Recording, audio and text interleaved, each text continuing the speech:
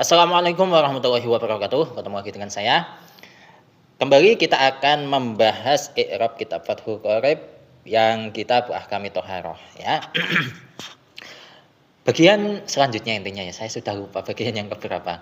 Langsung saja kita mulai. A'udzubillahi minasyaitonirrajim. Bismillahirrahmanirrahim. Qala al-musannifu rahimahullah ta'ala wa nafa'ana bihi wa bi ulumihi wa bi ulumi sa'iri salihin wa bi ulumi masyayikhina fid dharaini amin ya rabbal alamin.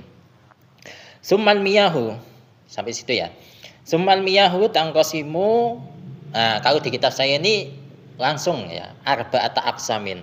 Tapi kalau di Hasyiah Al-Bajuri itu ada redaksi ala.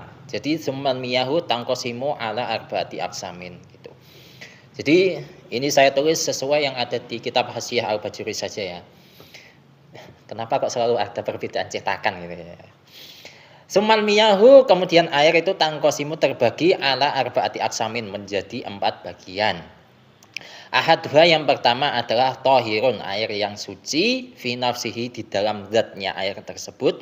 Mutohirun serta air tersebut bisa mensucikan ligorihi bagi selain air tersebut ya. Ghairu makruhin istimaluhu, penggunaannya itu tidak dihukumi makruh. Wahwa al-ma'u al-mutlaqu, air yang seperti ini disebut sebagai air mutlak. Angqaidin lazimin, yang mana air tersebut itu terbebas dari belenggu yang lazim, yang lazim, yang mengikat. Jadi misalkan seperti ini ya. Belenggu yang mengikat itu contohnya seperti teh. Jadi ketika teh ini sudah tercampur ke dalam air, ya air yang mutlak, maka status air tersebut itu enggak disebut sebagai air mutlak lagi, tapi sudah disebut sebagai air teh. Dan ini tidak bisa dipisahkan. Kalau sudah menjadi air teh ya sudah, enggak bisa disaring. Nah itu yang disebut sebagai qaid yang lazim. Sehingga fala yadurru al-qaidu al-munfaku. Jika di dalam air tersebut ada qaid yang bisa dilepas, maka itu tidak bisa membahayakan status air mutlak tersebut. Di sini contohnya kama'il bi'ri, seperti air sumur. Jadi kalau di dalam sumur itu biasanya kan terdapat lumut-lumut hijau ya. Nah, lumut-lumut hijau ini bisa dihilangkan ya. Kemudian status air sumur tersebut itu masih disebut sebagai air mutlak ya. Atau misalkan air sumur tersebut itu banyak sekali lumutnya. Namun itu tidak bisa merubah status air mutlak tersebut. Kenapa? Karena lumut itu tidak bisa dihindar. Ya, tidak bisa dihindar dari sumur tersebut. Jadi kalau sudah lewat beberapa hari, beberapa bulan, beberapa tahun, namanya sumur juga pasti ada lumutnya. Seperti itu. Beda dengan teh. Kalau teh ini masih bisa kita hindarkan. Ya, jadi air kita pisah, teh kita pisah gitu. Sehingga masih ada usaha untuk menjadikan air tersebut itu masih dalam status air mutlak. Tapi kalau sudah air dengan teh tadi itu sudah bergabung, nah ini nggak bisa dilepas lagi. Jadi seperti itu. Fi kaunihi mutlaqon, yang mana air sumur tersebut itu pada dasarnya itu hukumnya adalah mutlak, air mutlak ya. Nah, untuk terjemahnya kurang lebihnya seperti itu. Sekarang kita masuk ke analisis. Summal miyahu, summa merupakan huruf athof ya. Kemudian al-miyahu, ini bukan al-miyahu saja sih, tapi al-miyahu tangkosimu ala arba'ati aqsamin. Jadi jumlah tersebut itu menjadi maktuf. Untuk maktuf alaihnya adalah lafadz al-miyahu allati yajuzu at-tadhiru biha sab'u miyahin, yang di bagian sebelumnya ya. Jadi ataf jumlah kepada jumlah. Nah, untuk maktufnya kalau kita perjelas, al-miyahu itu merupakan mubtada, dibaca rafa, tanda rafanya menggunakan dhamma, sebab al-miyahu adalah jamak taksir ya, jamak dari al-ma'u. Kemudian tangkosimu itu menjadi khobarnya al-miyahu yang berupa khobar jumlah. Jumlah apa? Jumlah fi'liyah. Sehingga jumlah fi'liyah yang menempati posisi khobar tersebut itu fi mahalli raf'in. Ya, jadi kita lihat tangkosimu ini sebagai jumlah, bukan sebagai fi'il mudhari'. Ya, kita lihat sebagai jumlah. Kalau jumlah itu berarti di situ terdapat fi'il, terdapat fa'il. Itu kalau jumlah fi'liyah ya, gitu. Nah, baru kalau jumlah fi'liyah ini kita perjelas satu persatu, tangkosimu itu fi'il mudhari ya, dibaca rafa, tanda rafanya menggunakan dhammah ya, sebab tangkosimu itu fi'il mudhari yang shahihul akhir dan tidak diawali amil nasab ataupun amil jazm. Tangkosimu, ingko sama yang kosimu, mengikuti wazan in fa'ala yanfa'ilu. Tuh. Kemudian untuk fa'ilnya adalah dhamir mustatir, takdirannya hiya, dan hiya ini kembali ke almiyahu. Kemudian ala arbaati aksamin ya. Ala arbaati aksamin ini bisa menjadi maf'ul bih, tapi maf'ul bih yang ghairu sharih ya. Jadi maf'ul bih yang ghairu sharih itu ada 3. Penjelasan ini ada di kitab Jami'ud Durus Al-Arabiyah. Salah satunya adalah maf'ul bih tersebut berupa jar majrur. Ya. Di sini berupa jar majrur, ala sebagai huruf jar, arbaati aksamin sebagai majrurnya. Majrurnya di sini berupa idhofah, arbaati sebagai mudhaf, aksamin sebagai mudhaf ilaih, dan ini juga berupa adat ma'dud, arbaati sebagai adatnya, aksamin sebagai ma'dudnya. Ya, di situ pakai arbaati karena ma'dudnya aksam itu kan bentuk mufradnya adalah kismun. Kismun itu mudzakkar. Nah, berhubung mudzakkar maka adanya itu harus muannas. Makanya arbaatu, ya ada taknya. Selanjutnya ahaduha. Ini adalah mubtada, dibaca rafa, tanda rafanya dhammah pada mudhaf, pada lafaz ahadu. Di sini berupa idhofah, ahadu sebagai mudhaf, ha sebagai mudhaf ilaih. Ya, selanjutnya tohirun menjadi khobarnya ahaduha, dibaca rafa, tanda rafanya dhammah sebab tohirun adalah isim mufrad. Sebenarnya ini asalnya ya itu adalah maun tohirun. Ya, maun tohirun. Lafaz maun dibuang ya, yang mana lafaz maun itu kan mausuf ya, untuk sifatnya itu lafaz tohirun. Nah, berhubung lafaz maun ini dibuang, maka posisi dari mausuf itu kan kosong. Nah, sehingga diisi sama sifat tadi tohirun. Makanya tohirun di sini menjadi khobar. Kalau saya perbandingkan di kitab i'rab lain itu istilahnya bukan khobar tapi naib an khobar.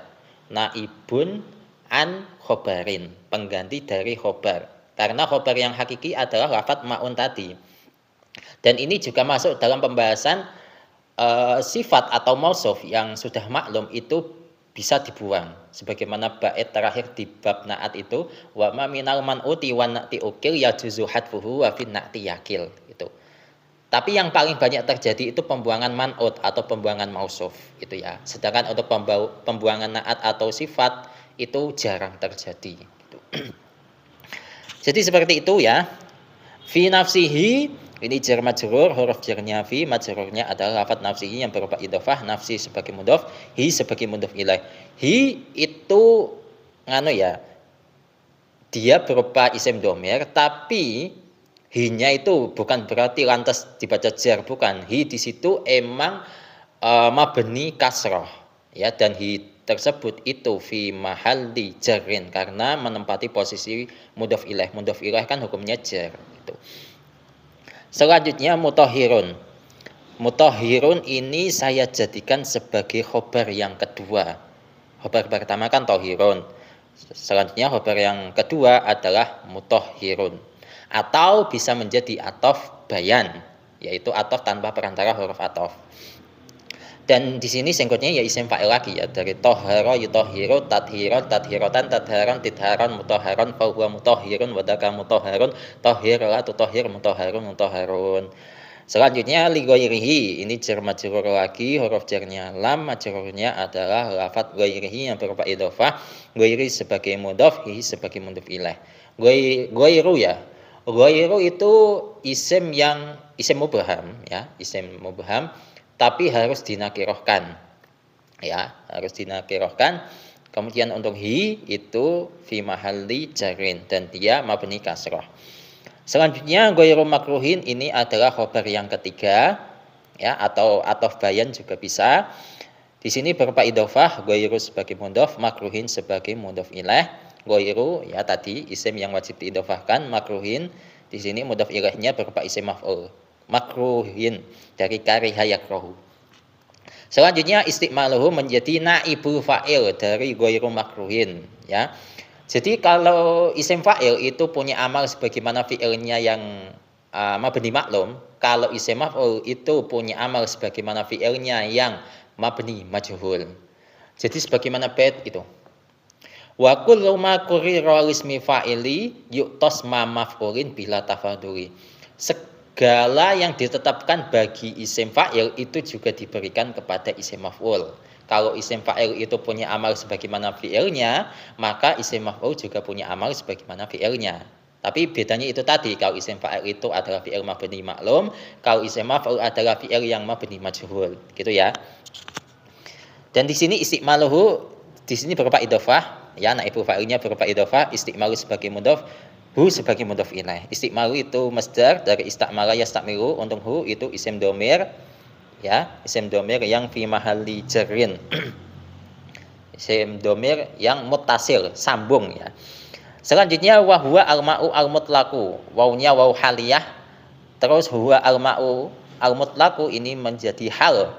Hal dari mana? Hal dari yang ma'un tohirun mutohirun ghairu makruhin tadi ya.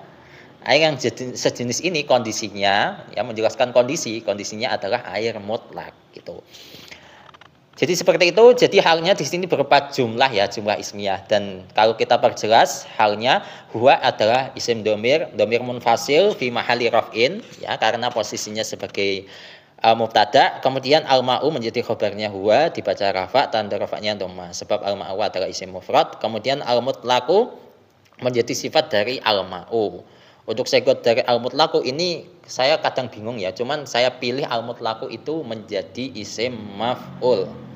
Ya, isim maf'ul dari atlaqa yutliku itlaqan wa mutlaqan. Ada juga sih masdar mimnya, fa huwa mutlikun wa dzaka mutlaqun. Gitu. Selanjutnya angqaidin. Ini ada yang baca angqaidin yaknya disukun, ada yang qayyidin yaknya ditasdid sama diharokati kasroh. Tapi saya pilih yang diharokati sukun ya. Angqaidin ini jar majrur, huruf jarnya an, majrurnya adalah lafadz qaidin yang berupa isim mufrad. An punya faedah lil mujawazah ya. Selanjutnya lazimin menjadi sifat atau naat dari qaid ya. Dibaca jar ya, karena i'rab dari sifat itu ikut dengan i'rabnya mausuf atau man'ut ya. Dan lazimin itu singkatnya isim fa'il. Selanjutnya fala yadurru, fa-nya saya jadikan fa tafra ya. Saya kurang cocok kalau dijadikan fa atof ya. Ini masih menjadi cabang dari qaid tadi. Fala yadurru, maka qaid yang bisa dilepas itu tidak membahayakan, masih menjadi cabang. Makanya saya sebut sebagai fa tafra. Kemudian la merupakan huruf nafi yadurru fi'il mudhari yang sahihul akhir, dibaca rafa, tanda rafa'nya menggunakan dhamma sebab ia tidak diawali amil nasab ataupun amil jazm. Untuk yadurru itu binanya ya bina mudha'af ya. Dharra yadurru sama seperti madda yamuddu. Selanjutnya al-qaidu menjadi fa'il dari la yadurru ya, fa'ilnya la yadurru dibaca rafa dan al-qaidu berupa isim mufrad. Selanjutnya al-munfaku ini menjadi sifat dari al-qaidu ya. Sama-sama dibaca rafa, sama-sama isim ma'rifat, sama-sama menunjukkan mudzakkar, dan sama-sama punya makna mufrad gitu. Selanjutnya kama'il bi'ri, jar majrur, huruf jarnya kaf, majrurnya adalah lafadz ma'il bi'ri yang berupa idhofah ya, sehingga di sini tanda jarnya pakai kasroh pada mudhofnya, pada lafadz ma'i. Ya, ma'i itu isim jamid ya, al-bi'ri juga isim jamid ya. Selanjutnya fi kaunihi mutlaqon. Fi kaunihi ini huruf jar majrur, huruf jarnya fi, majrurnya adalah lafadz kaunihi yang berupa idhofah. Kauni sebagai mudhof, hi sebagai mudhof ilaih. Oh, dan di sini kaunihi ya. Kaunihi, hi-nya itu memang posisinya untuk sekarang itu adalah mudhof ilaih. Tapi pada asalnya hi ini itu adalah isimnya kana, isimnya kaun itu ya. Sehingga lafadz selanjutnya yang mutlaqon itu menjadi khobarnya kaun atau khobarnya kana, dibaca nasab, tanda nasabnya menggunakan fathah ya, sebab mutlaqon adalah isim mufrad. Jadi seperti itu kurang lebihnya, wallahu a'lam bishawab. Semoga ini bermanfaat untuk kalian, dan insya Allah untuk pembahasan selanjutnya akan kita teruskan di kesempatan selanjutnya. Wassalamualaikum warahmatullahi wabarakatuh.